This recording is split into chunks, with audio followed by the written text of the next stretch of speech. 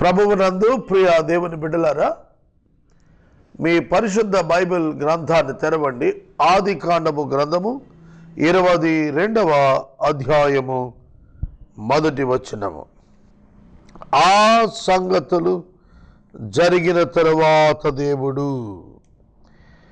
ఇవాళ నేను మీతో ముచ్చటింపు ఆశిస్తున్నది ఏమిటంటే, ఆ సంగతులు జరిగిన తరువాత దేవుడు అబ్రహాముతో మాట్లాడెను, అబ్రహామును పిలిచెను. After these things God tested Abraham and said to him. ఇక్కడ వచనము, పదము, ప్రయోగము గమనార్హము. దేవుడు అబ్రహామును పరిశోధించెను. ఎట్లనగా, ఎట్లు దేవుడు అబ్రహామును పరిశోధించెను? ఒక మాటలో 22వ అధ్యాయం అంతా కూడా మొట్టమొదట ఒక్క పదంలో పెట్టాడు, God tested Abraham. God tested Abraham. ఏమర్థమైంది దీనిలో మనకు? What is the test? మనం ఇంకొక ఎపిసోడ్లో ధ్యానిద్దాం. But we can understand our God as the God of the tests, who allows us to be tested. చూడండి, మనం ఎప్పుడైనా ఒక ఫ్రిడ్జ్ కానీ, టీవీ కానీ కొనాలి, వాషింగ్ మిషన్ కానీ కొనాలని ఈ హోమ్ నీడ్స్కు వెళితే అక్కడ హ్యాండిల్ విత్ కేర్, ఫ్రాజైల్, గాజుతో ఉన్నవి, జాగ్రత్తగా వీటిని కదపండి, జాగ్రత్తగా హ్యాండిల్ చేయండి అని రాస్తూ అంటాడు, టెస్టెడ్ ఓకే అని స్టిక్కర్ వేస్తాడు. టెస్టెడ్ ఓకే ఏమిటది? మోటార్ సైకిల్ మనం ఎప్పుడైనా సర్వీసింగ్ ఇచ్చినా, కార్ సర్వీసింగ్ ఇచ్చినా టెస్ట్ డ్రైవ్ అని ఉంటుంది. టెస్ట్ డ్రైవ్ అంటే while you are driving you can test the vehicle whether it is as per the norms of the company or not. ఆ company చెప్పినవి ఉన్నవా లేవా అనేది చూడాలి. నారాయణ గారు, మన మంత్రివర్యులు, మున్సిపల్ శాఖ, ఆయన కుమారుడు బెంచ్ కారులో హైదరాబాదులో యాక్సిడెంట్ గురై చనిపోయాడు. ఈ మధ్యన చనిపోయినప్పుడు పేపర్లో నేను చూస్తున్నాను, ఆ పేపర్లో 205 కిలోమీటర్ల వేగంతో వాహనం ఉన్నట్టుగా ఆ స్పీడోమీటర్ స్ట్రక్ అయింది. ఆ స్పీడోమీటర్ స్ట్రక్ అయి చూపిస్తుంది 210, 5 to 10 కిలోమీటర్స్. అక్కడ అది ఆ వాహనం గురించి చదివాను. ఇట్స్ బెంజ్ G63 వెహికల్ 5.4 సెకండ్స్లో 100+ కిలోమీటర్స్ అది పికప్ అందుకుంటుందట. 5 seconds. నా వైఫ్ నా పక్కన కూర్చుంది, నేను 5 అంకెలు లెక్కెట్టాను. 5 అంకెలు, 1, 2, 3, 4, 5. 5 సెకండ్లు నేను 5 అంకెలు లెక్కెడితే ఆవిడ అడిగింది, ఎందుకో 5 అంకెలు లెక్కెడుతున్నాను. నా మైండ్లో నేను ఆ వెహికల్ని గురించి ఆలోచిస్తున్నాను. హౌ స్పీడ్ ఇట్ వాజ్, ఎంత వేగంగా పికప్లో వేస్తుంది. టెస్ట్ చేశాడు. 230 హైయెస్ట్ స్పీడ్ 230. అది 210 రోడ్డు మీద ఉన్న రాళ్ల వల్ల స్కిడ్ అయింది తప్ప ఆటోమేటిక్గా 40 miles స్పీడ్ రెడ్యూస్ అయిపోతుందట సెన్సార్స్ ద్వారా. ఆ వెహికల్ గురించి చదివినప్పుడు ఓకే, ఎవరైనా టెస్ట్ చేస్తారు. టెస్ట్ రైట్, ఇట్స్ ప్రూవ్డ్, అది వేగంగా వెళుతుంది, ఇట్స్ ప్రూవ్డ్. అదుపు తప్పి ఆయన ఆ విధంగా దుర్మరణం పాలయ్యాడు తప్ప ఆ vehicle it's very very believable condition. అది టెస్ట్లో తెలుస్తుంది. కనుక ఒక బ్రిడ్జ్ నిర్మించినప్పుడు దే విల్ టెస్ట్. ఎందుకు టెస్ట్ చేస్తారు? ఎందుకు? పడిపోద్దని కాదు, పడిపోదని చెప్పటానికి. సో దేవుడు నిర్వహిస్తున్న పరీక్షలు, వీటిల్లో తన బిడ్డలు పడిపోరు అని చెప్పటానికి పరీక్షలు. 1వ తరగతి ముగించి 2వ తరగతిలోకి వెళ్ళాలంటే చివరిలో సంవత్సరం అంతంలో వార్షికాంత పరీక్షలు ఉంటాయి. వై ఇట్ వాజ్ కండక్టెడ్, ఎందుకు అవి నిర్వహించబడుతున్నాయి అనగా మనకు అర్థమవుతోంది ఆ తరగతిలో అవసరమైన మేరకు విద్యను అభ్యసించాడు, 2లోనికి అర్హుడని చెప్పడానికి. He has completed all his achievements or all the knowledge. He gathered everything. అంతా కూడా అతను సమకూర్చుకున్నాడని చెప్పడానికి పరీక్ష అవసరం. పరీక్షించకుండా మేలైనది చేపట్టలేము.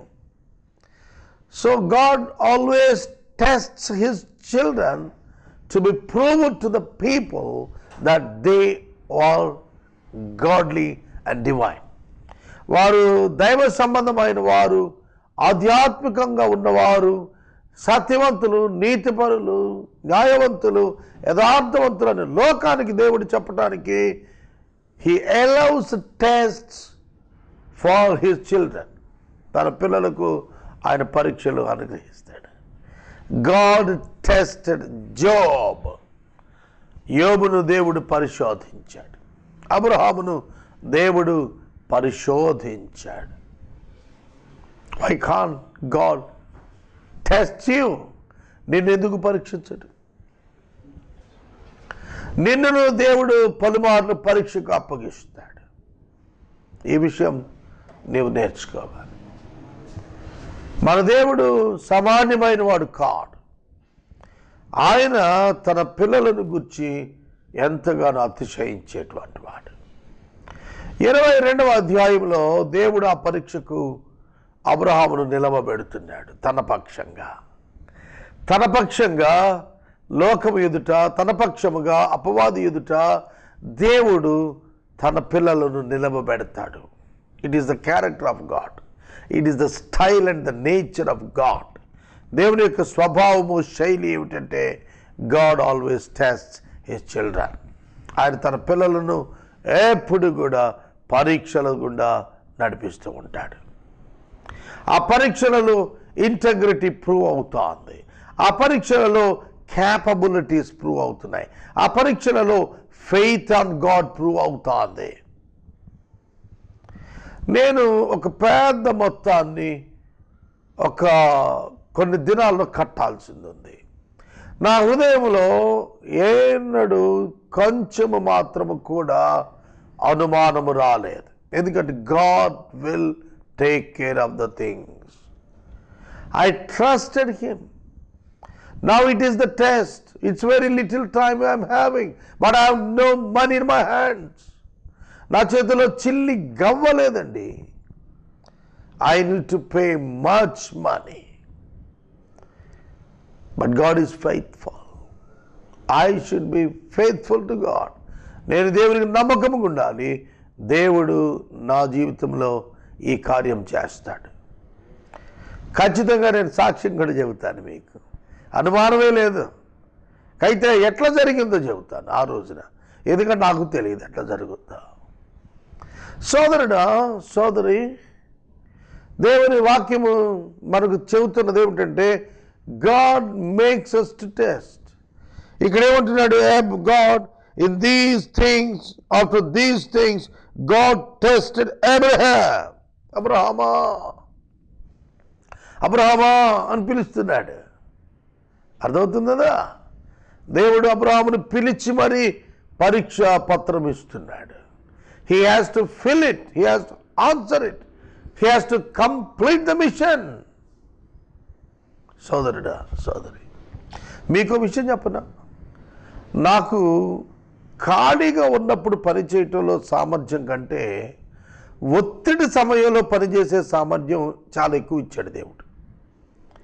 మీరు నాకు పని ఇచ్చి 10 రోజులు టైం ఉంది బ్రదర్ చేయండి అంటే I may fail, but 10 minutes time ఉంది బ్రదర్ అన్నారనుకోండి, ఐ కెన్ సక్సెస్. అంత వేగంగా తల బంద్ చేస్తుంది, అంత వేగంగా శరీరం ఉపక్రమిస్తుంది, అంత వేగంగా డెసిషన్ మేకింగ్ ఉంటుంది, అంత వేగంగా పని అయ్యేందుకు స్టెప్స్ తీసుకుంటాను. It's a gift and grace from above. ఇది దేవుడు నాకు ఇచ్చిన వరంగా నేను భావిస్తాను ఎప్పుడు కూడా. I never trouble. ఏదో అయిపోతుందనే భయం నాకు ఉండదు. నేను ఎందుకు మనవి చేస్తున్నా అంటే దేవుడు అట్లా నాకు అలవాటు చేశాడు. దేవుడు నాకు అలా అలవాటు చేశాడు.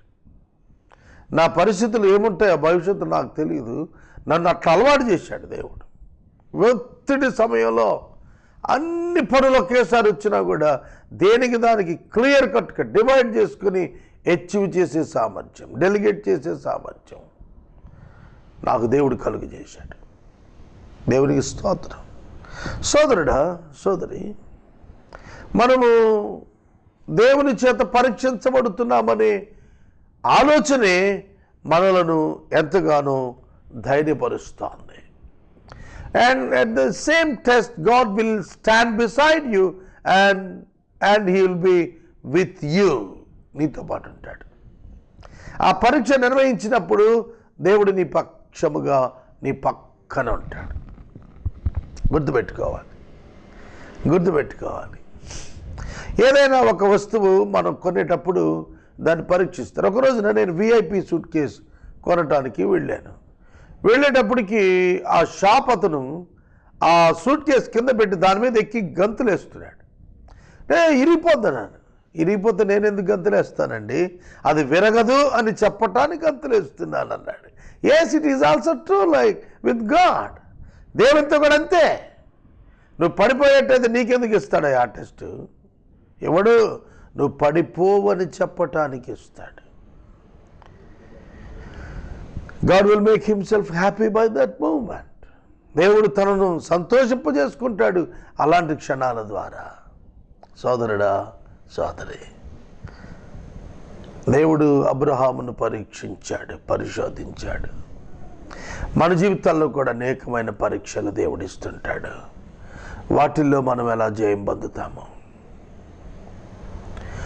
నేను ఈ మధ్యన జవహర్ గారు అని మనకు ఒక మంత్రి గారు ఉన్నారు.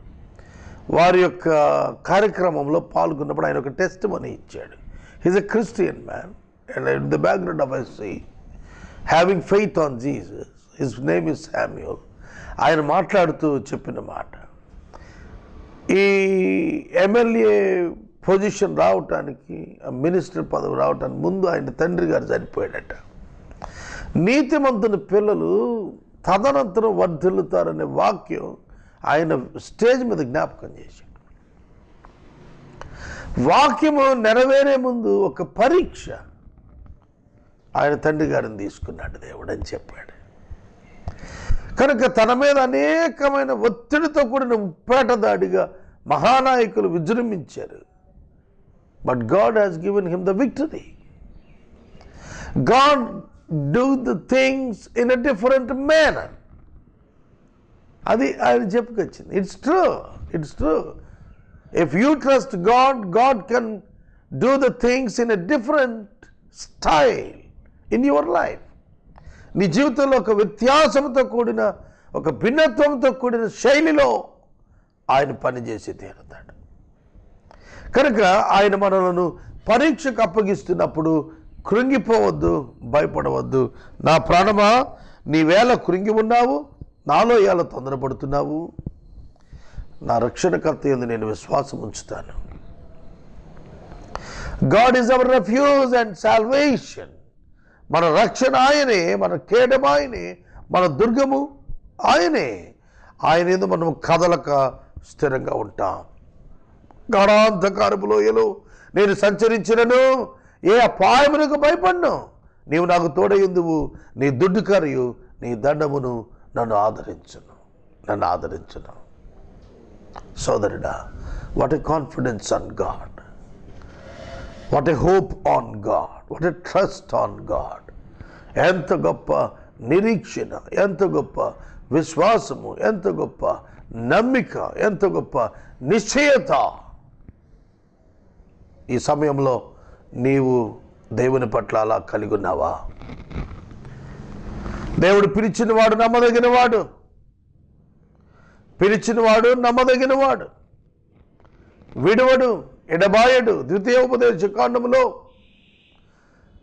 31వ అధ్యాయంలో 8వ వచనంలో మోషే చెబుతున్నాడు యెహోషువతో, నీ దేవుడు నీ ముందర నడుస్తాడు, నిన్ను విడవడు, నిన్ను ఎడబాయడు, భయపడకు. God will be with you, God will walk before you, he will not leave you, he will not forsake you. నిన్ను విడవడు, ట్రస్ట్ హిమ్, విడవడు నిన్ను. ఓకే ప్రియమైన దేవుని బిడ్డలారా, దేవుని వాక్యం చాలా తేటగా మనకు జ్ఞాపకం చేస్తుంది. యాకోబుతో చెబుతున్నాడు, నీవు ఐగుప్తుకు వెళ్ళుటకు సందేహపడవద్దు, నేను నీతో కూడా వస్తాను, నిన్ను నేను అక్కడ ఆశీర్వదిస్తాను. I will come along with you to Egypt. 130వ సంవత్సరంలో యాకోబు అడుగుపెట్టాడు. 147వ సంవత్సరం వరకు యాకోబు ఐగుప్తులో ఉన్నాడు. 17 సంవత్సరాలు యాకోబు ఐగుప్తులో ఉన్నాడు. ఐగుప్తులో దేవుడు గోషెను ప్రాంతంలో ఉన్నటువంటి అతని సంతానమును అతడు జీవించిన దినాల్లోనే విస్తృతంగా ఆశీర్వదించాడు. The God who gives the test, పరీక్షలు ఇస్తాడు. నీ భయము ప్రక్కన పెట్టు. Enter in to that great test given by God to you. నీకు దేవుడిచ్చినటువంటి ఆ గొప్ప పరీక్షలు అడుగుపెట్టుటకు నిస్సందేహముగా ముందుకెళ్ళమని ప్రభు పేరు నేను మనవి చేస్తున్నాను. సహోదరుడా, సహోదరి, ప్రభువు మనలను ప్రేమిస్తున్నాడు. అందుకే మనకు అనేకమైనటువంటి వ్యతిరేకమైన పరిస్థితుల మధ్య మనల్ని నిలవబెట్టి వాటిని జయించేటట్లుగా దేవుడు చేస్తున్నాడు. అందుకనే దేవుడు అబ్రహామును పరీక్షించను. ఎట్లనగా ఎట్లు పరీక్షించాడు? First he called him and he entrusted a mission to him. దేవుడు పిలిచాడు, అబ్రహామును పిలిచాడు, పిలిచి ఒక పనిని అప్పచెబుతున్నాడు. ఆ పని ఎటువంటి పని? ఆ పని దేవుడు చెప్పినటువంటి ఈ పరీక్ష విశ్లేషించినప్పుడు it seems it is against to the character of God. జాగ్రత్తగా వినాలి, నా మాటలు ప్రమాదకరంగా ఉన్నట్టున్నాయి, జాగ్రత్తగా వినాలి. దేవుడిని చూచినప్పుడు దేవుడు అడుగుతున్న మాట, నీ కుమారుణ్ణి తీసుకుని రా, నేను చూపించే దేశంలో మోరియా పర్వతముల మీద ఒక దాని మీద నువ్వు దహన బలిగా అర్పించు. Can I believe this word? Is this kind of words will come from the mouth of God? దేవుని నోటి నుండి ఇట్లాంటి మాటలు వస్తాయా? అవునా? ఆలోచించాలి. దేవుడు అబ్రహామును పిలిచాడు. జాగ్రత్తగా వినండి. దేవుడు అబ్రహామును పిలిచాడు. ఆదికాండం 12వ అధ్యాయంలో వాగ్దానం చేశాడు, నీ సంతానాన్ని ఇసుక రేణువుల చేస్తాను, ఆకాశ నక్షత్రాల వలె అని. ఇప్పుడు వచ్చి అంటున్నాడు, దహన బలిగా ఇవ్వు అంటున్నాడు. దహన బలిగా ఇవ్వు అని అంటున్నాడు. Can I trust this God again? ఇటువంటి దేవుడిని నేను నమ్మవచ్చునా? That was the test. పరీక్ష అది. నమ్ముతావా లేదా? అది పరీక్ష. If God said something against to you, your will or to his character, can you do that? దాన్ని ఒప్పుకుంటావా మనం? దహన బలిగా నరులను ఎక్కడైనా బైబిల్ చరిత్రలో దేవుడు తీసుకున్నాడండి? ఏ నరబలినైనా ఎన్నడైనా దేవుడు ఇన్వైట్ చేశాడా? లేదే. ఇక్కడ ఎందుకు అడుగుతున్నాడు? నా మాట జాగ్రత్తగా వినాలి. ఇది పరీక్ష. లోబడతావా లేదా? లోబడతావా లేదా? చూడండి, మనం ఎవరినైనా ఒక 10 సంవత్సరాల పిల్లాడిని పిలిచి మంచం మీద నుంచి కిందకు దూకరా, నేను పట్టుకుంటానంటే ఆలోచిస్తాడు. అదే 2 సంవత్సరాల పిల్లాడిని పిలిచి జంప్ అనగానే వాడు ఎగిరి మన చేతుల్లో పడతాడు. ఏమిటి తేడా? మీరు అనొచ్చు అమాయకత్వం అండి. ట్రస్ట్, అమాయకత్వం అని అనొచ్చు. No, it is the trust in that small little brain. అర్థమవుతుందా? మా నాన్న నన్ను పట్టుకుంటాడు, నన్ను పడేయడు అనే విశ్వాసం ఉన్నవాడు 10 ఏళ్ళు కాదు 25 ఏళ్ళోడైనా దూకుతాడు. అర్థమైందా? కాబట్టి ఇక్కడ విశ్వాసము ఏమిటా? విశ్వాసము దేవుడు మొదట ఒక మాట చెప్పాడు. ఏమని? ఆకాశ నక్షత్రాలతో విశాలంగా విస్తారముగా సంతానాన్ని చేస్తాను ఈయన ద్వారా అన్నాడు. ఇప్పుడు దహన బలి ఇమ్మంటాడు ఏమిటి? He is not searching for the reason. ఆయన ఆ యొక్క మాట మీద కారణాలు ఎతకలేదు, తన విధేయతను పరీక్షిస్తున్నాడని తెలుసుకుని దేవుణ్ణి ఎట్లా నమ్మాడో తెలిసిన, మృతులను సజీవులనుగా చేసే దేవుడని నమ్మి మృతులలో నుండి తిరిగి తన కుమారుణ్ణి నాకు వెనక్కి ఇచ్చాడు అని నమ్మి తన జర్నీ ప్రారంభించాడు అబ్రహాము. ప్రియమైన దేవుని బిడ్డలారు,